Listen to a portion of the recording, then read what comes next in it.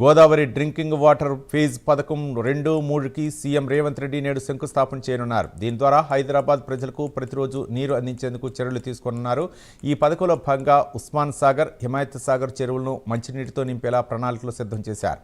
7,360 కోట్లతో ఈ ప్రాజెక్టును ప్రభుత్వం చేపట్టింది. 2 ఏళ్లలో ఈ ప్రాజెక్టును పూర్తి చేయాలని ప్రభుత్వం లక్ష్యంగా పెట్టుకుంది. ఈ ప్రాజెక్టు కోసం మల్లన్న సాగర్ రిజర్వాయర్ నుంచి 20 టీఎంసీల నీటిని తరలించనున్నారు.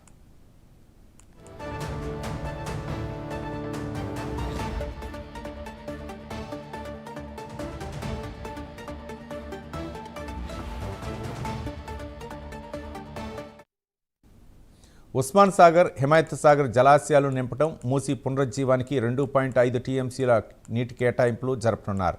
మిగతా 17.50 టీఎంసీలను హైదరాబాద్ తాగునీటి అవసరాలకు వినియోగిస్తారు. ఇదే మార్గ మధ్యలో ఉన్న 7 చెరువులను నింపేందుకు ప్రణాళికలు సిద్ధం చేశారు.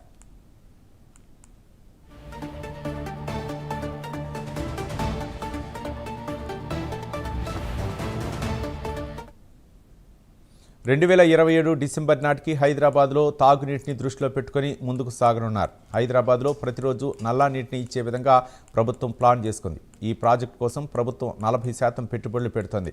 మిగతా 60% కాంట్రాక్టు కంపెనీల నుంచి సమకూర్చనున్నారు.